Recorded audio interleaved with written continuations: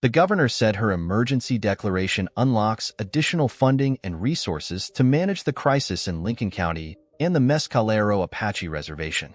She said nearly 20,000 acres, 8,100 hectares, have been consumed, an area larger than 31 square miles, 80 square kilometers. The fire is out of control, but I've heard of no injuries or fatalities, Ruidoso City Councilor Cory said during a brief telephone interview from Clovis, New Mexico, where he and his wife and grandson arrived after driving about 3 hours Monday evening from Ruidoso. They were among hundreds of Ruidoso residents who fled for their lives through traffic-clogged downtown streets in the normally pastoral vacation destination, as smoke darkened the evening sky and 100-foot, 30-meter, flames climbed a ridgeline. Christy Hood, a real estate agent in Ruidoso, said Monday's order to evacuate came so quickly that she and her husband, Richard, only had time to grab their 11-year-old son and 15-year-old daughter and their 2 dogs. "We don't have clothes or a toothbrush," she said. "We truly don't have anything." Police were going up and down the streets telling people to drop everything and go, she said.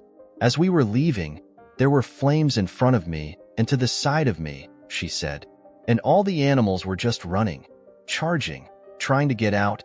They headed out of Ruidoso, but heavy traffic turned what's normally a 15-minute drive into a harrowing 2-hour ordeal. "It looked like the sky was on fire. It was bright orange," she said.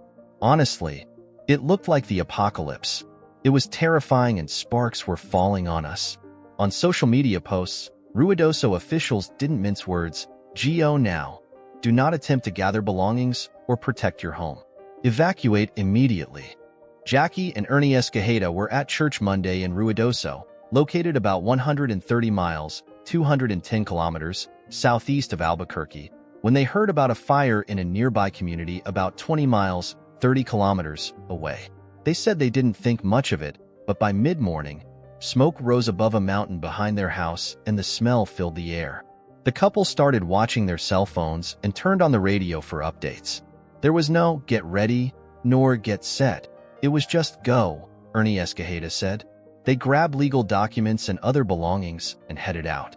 Within an hour, the police department, the fire department, everybody's there blocking, barricading the roads to our area and telling everybody to leave, he said. "Thank God we were ready." On Tuesday, the couple got a call from friends who are on vacation in Utah but have a home in Ruidoso that they've been told was destroyed, Jackie Escajeda said. "They lost their home," she said. "There's only one home standing in their whole little division that they live in, so there are a lot of structures lost. We have no idea if we're going to have a home to go to." Public Service Company of New Mexico shut off power to part of the village due to the fire, which was estimated to be about 22 square miles, 56 square kilometers, with no containment, forestry and village officials said Tuesday morning. Accountant Steve Jones said he and his wife evacuated overnight as emergency crews arrived at their doorstep and dense smoke filled the Ruidoso Valley, making it difficult to breathe. "We had a 40 miles per hour, 55 kilometers per hour, wind that was taking this fire all along the ridge. We could literally see 100-foot, 30-meter flames," said Jones, who relocated in a camper. "That's why it consumed so much acreage." Amid highway closures, many evacuees had little choice but to flee eastward onto the Great Plains and the city of Roswell, 75 miles, 121 kilometers, away, where hotels and shelters quickly filled. A rural gas station along the evacuation route was overrun with people and cars. "The Walmart parking lot is packed with people in RVs," said Enrique Moreno, director of Roswell Community Disaster Relief. "Every single hotel in Roswell is filled to capacity right now. We go to the gas stations, and we see just a bunch of people hanging around their cars." New Mexico has grappled in recent years with a devastating series of wildfires, including a 2022 blaze caused by a pair of prescribed fires set by the U.S. Forest Service that merged during drought conditions to become the largest wildfire in the state's recorded history. That year, a separate fire consumed 200 homes in Ruidoso and resulted in